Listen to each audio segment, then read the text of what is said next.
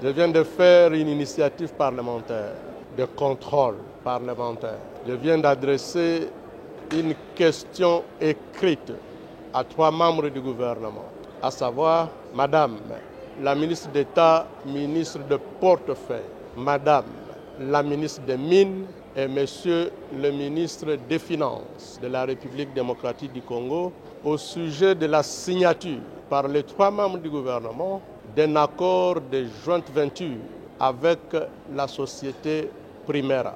La société Primera est une société de droit des Émirats arabes unis. Au terme de cet accord, il est indiqué que la société Primera et la République démocratique du Congo créent ensemble des sociétés Primera RDC. 2 sociétés Primera RDC.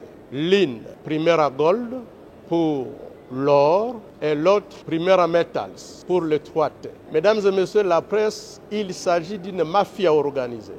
Pourquoi? Chaque société Primera n'apporte que $20 000. Je dis bien $20 000. Primera Gold, $20 000. Primera Metals, $20 000. Et dans les $20 000, la RDC apporte 9 000 et la société Primera n'apporte que 11 000.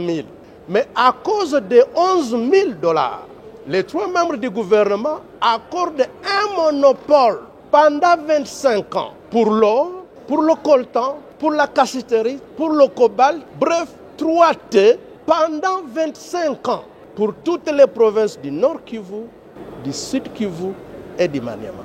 Mesdames et messieurs, c'est inadmissible.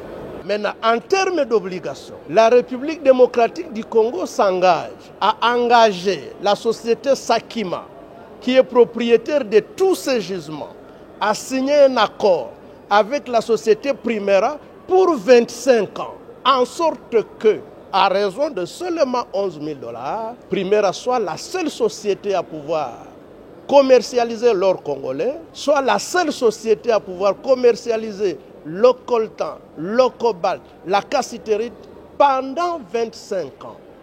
Et ce n'est pas fini.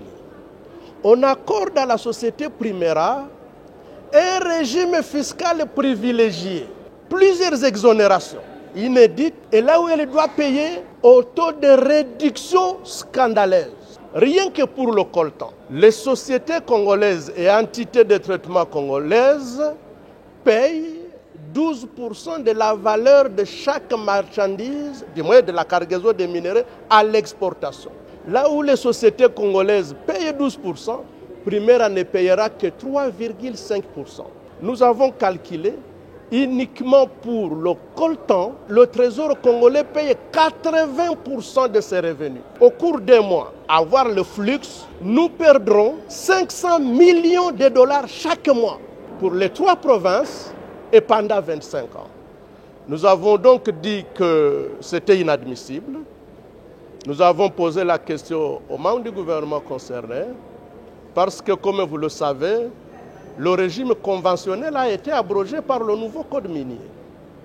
Aujourd'hui, nous sommes sous le régime légal et toutes les sociétés sont traitées de la même manière. Le président de la République dit, et avec raison, vouloir créer des millionnaires congolais. Ce n'est pas en accordant un monopole immérité à une société étrangère que nous allons créer des millionnaires congolais. Ce n'est pas en accordant des exonérations illégales à un étranger que nous créons des millionnaires congolais. Et enfin, ce qui paraît scandaleux, en ce qui concerne le règlement du contentieux, les 3 membres du gouvernement ont renoncé au privilège de la souveraineté de la République démocratique du Congo. Je n'invente pas, le contrat est là gelé. Vous allez même le publier. En ce qui concerne le contentieux, les 3 membres du gouvernement mettent à égalité la RDC avec une société privée en disant que, en ce qui concerne le contentieux ou l'exécution des décisions arbitrales ou judiciaires nées de cette convention signée, la République démocratique du Congo n'invoquera pas son droit à la souveraineté, ni des immunités y attachées. Ce qui revient à dire qu'en exécution d'un jugement produit par Primera, nous pouvons nous retrouver avec le palais du peuple saisi. les comptes du trésor public saisis. Le palais de la nation, des immeubles et des symboles de souveraineté ne sont pas protégés. Disons que ce n'est pas normal.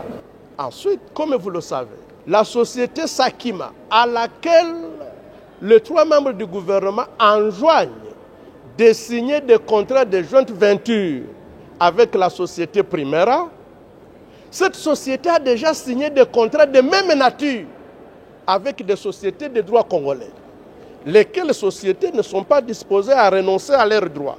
Ils viennent de faire des déclarations.